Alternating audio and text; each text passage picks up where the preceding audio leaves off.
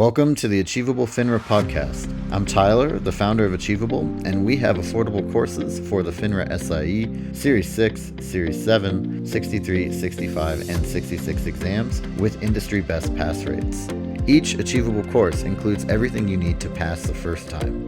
A full textbook, videos on key topics, thousands of questions backed by our memory-enhancing algorithm, and full-length practice exams. You can try it out for free at achievable.me. And if you like it, use the code podcast to get you 10% off at checkout. This podcast was made from a video by Achievable's FINRA course author, Brandon Rith. If you'd like to have the visual aid of a video, please go to Achievable's YouTube channel and search for the video by the same name. Naming spreads can certainly seem difficult and somewhat complex, especially when you start encountering some of the difficultly worded questions you might encounter on the actual test. Good news, we will cover everything you need to know in this video, and that will include identifying a spread and then naming it based upon its primary components. Let's go ahead and get started. First, to name a spread, we need to know, generally speaking, what it is. A spread is simply when an investor combines a long call with a short call, that's a call spread, or a long put with a short put. That is a put spread. This will feel a little bit different than straddles, where we see the same strike price and expiration on both sides. With spreads, either the expiration or the strike price, or maybe even both, will be different. It's where the differences are that will first determine what type of spread we're dealing with. We refer to these as spread classifications. The first one we'll look at has three names. We call this a horizontal, also known as a calendar, also known as a time spread. Now, if you think about the term spread typically makes a reference to difference. So when we say calendar or time spread, that should be a signal to you that the differences will be with the expirations. That's where the time is brought into play. With that being said, a horizontal calendar, aka time spread, is when we have the same strike price across both legs, but different expirations. An example of this would be a long Jan 50 call and a short February 50 call. The next classification has two names. We call this a vertical, also known as a price spread. As the term price spread might indicate, we're going to see a difference between the strike prices in this example. To be specific, a vertical, also known as a price spread, is where we see the same expirations across both options, but different strike prices. For example, a long Jan 50 call and a short Jan 60 call. Most of your spread questions on the exam will actually be vertical, aka price spreads. So get used to these. You're going to see a lot of them. The last spread classification is a combination of the two. We simply call this a diagonal spread. This involves a spread where we have a difference on both sides, different strike prices and different expirations. An example of this would be a long Jan 50 call and a short February 60 call. You might be wondering where the terms horizontal, vertical, and diagonal come from, and this is in reference to a chart. If you look at any stock chart, you'll see prices on the vertical axis and time on the horizontal axis. Now that we have the classifications out of the way, let's talk about how one would name a spread. Now, naming a spread is always in reference to its dominant side. Every spread has two different parts, right? Call spread, we have a long call, short call. Put spread, we have a long put, short put. One of those sides will always be considered the dominant side over the other. The dominant side is the side the investor cares most about, typically because it's tied to them making money. As you progress further through the Achievable material, you'll learn more about how to approach these questions from a strategic and math-based perspective. And in those videos, you should understand why there is a dominant side over the other. But for right now, we just need to identify the dominant side so that we can appropriately name the spread. Now, the first way to do it is super simple. If they happen to give you premiums on both option legs,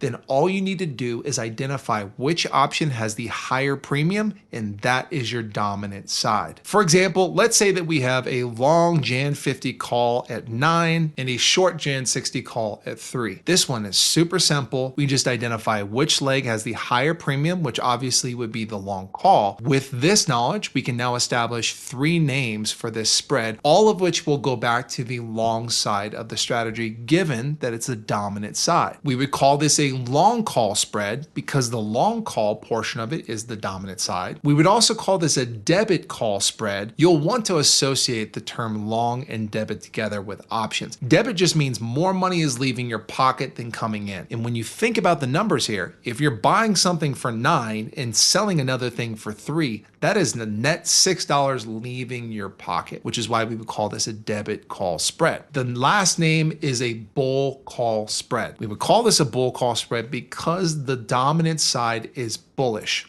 Long calls are bullish, so this is a bullish strategy overall. You might be confused with that point. You might be thinking, hey, long calls are bullish, but aren't short calls bearish? That is true, but the way these are set up is that this is overall a bullish strategy, even though there is a bearish component to it. You will learn more about the why behind these strategies being bullish or bearish as you go further through the achievable materials. I wish I could tell you it was that easy every time to name a spread. The reality is that the test writers know this trick and know that it's pretty simple for people to answer these questions when premiums are provided. So typically they don't give premiums. But good news, I'm going to show you how to name a spread even without the premiums. If it's a price spread they give you. Now, as a reminder, a price spread, also known as a vertical spread, is where we see a difference in the strike prices but the same expiration. There's two general rules of thumb depending on if you have a call spread or a put spread. And yes, you'll probably need to make some room in your head to remember this. With call spreads, the side that has the lower strike price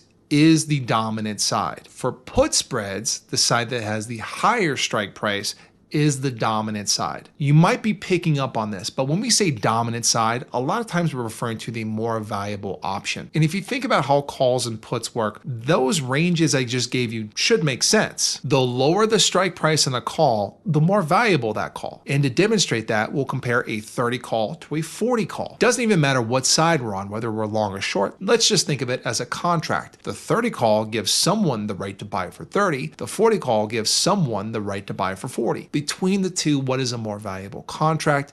The 30 call is, because it allows whoever buys it to buy at a lower price. And if you flip it upside down with puts, it should also make sense. If we were comparing two put contracts, say a 20 put and a 30 put, the 30 put would be more valuable because it gives someone the right to sell at 30, whereas the 20 put only gives the right to sell for 20. If that makes sense, awesome. If it doesn't make sense, just assume call spreads, the one with the lower strike price is the dominant side. With put spreads, the one with the higher strike price is the dominant side. Let's look at a quick example and assume that we have a long September 30 put and a short September 45 put. Of course, this is a price spread.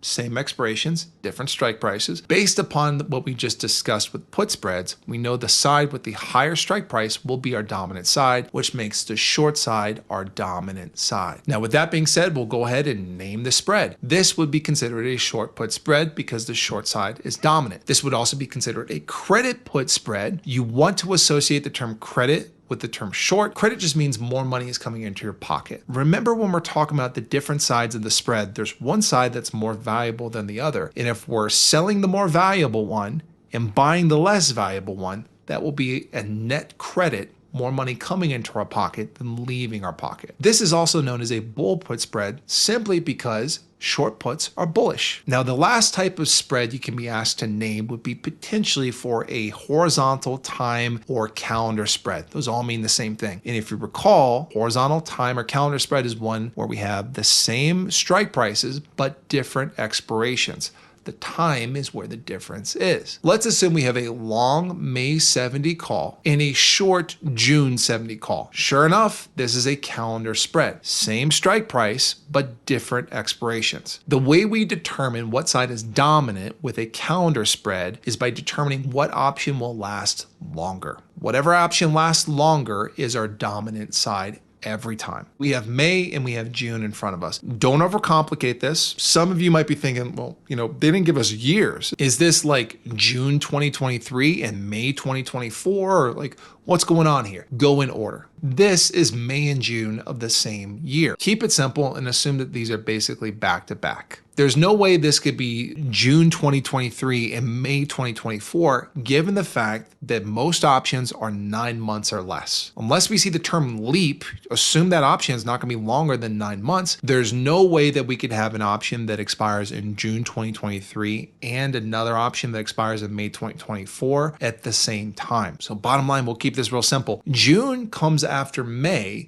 and therefore the June option will be the more valuable of the two. So our short call is our dominant side. And with that being said, we can now name the spread. This is a short call spread because the short call is the dominant side. Simple. We always associate the term credit with short. So this is a credit call spread as well. It's a credit call spread because we're selling the more valuable option and buying the less valuable option. Keep in mind, all of this goes back to time value. An option that lasts 1 month longer than another is more valuable. No doubt. The last name of this spread is that this is a bear call spread. And this is the case because short calls are bearish strategies. Now that we've established the fundamentals of naming a spread, let's look at a practice question together and see if we understand the concept. It's up there on the board. If you want to, pause the video, see if you can answer it on your own. And when you hit play, we will break it down together. Okay, let's look at the question. In an account, an investor is long 1 MU October 55 call when the market is at 56. They want to create a bull call spread. Which of the following options should you recommend? The first thing to point out is that the question establishes the market price when the long call was established. That again is just irrelevant information. Like we said in previous videos, 9 times out of 10, when they give you the market price when an option is established, it's almost always irrelevant and unimportant. And that certainly is the case here. The first thing we need to do is take a look at the answers, because this is not an essay test that we're taking. We're not going to fill out, oh, it's got to be this type of option. We're going to have to go with the answer that gives us a bull call spread here. And if you know anything about spreads, you can eliminate 2 of the answers right away. Forget the bull part of it. A call spread is when we're long a call and short a call at the same time. 2 of the answers below are long puts. Long puts are not involved in call spreads. So we can automatically, without even thinking about it, eliminate those 2 answers. Now with the remaining 2 that we have, they're both short calls, pretty much exactly the same except for the strike price. One is a $35 strike price, one is a $75 strike price. Doesn't really matter what answer we go with, we're going to be creating some form of a price spread here. The option leg in the prompt and the 2 in the answers are all October options. So we know we don't even need to look at the expiration to find the answer here. That is something that we don't care about. As we discussed previously, price, aka vertical spreads, we can determine the dominant side based upon the strike price. With call spreads, the side that has the lower strike price between the 2 will be the dominant side. Now we're looking to create a bull call spread, which is another way of saying we want the bullish side of this spread to be the dominant side. Long calls are bullish, so we need the long call to have the lower strike price of the 2 sides. If you can get that far, you've got the answer. If we pair the long call with the short 75 call, the long call will be the dominant side because it has the lower strike price between the 2 legs. We can even take it a step further. This is not only a bull call spread, but it's also a long call spread and also known as a debit call spread. Naming spreads can certainly be a difficult task, but if you use the resources and the knowledge we discussed in this video, you should hopefully be able to consistently get these questions correct.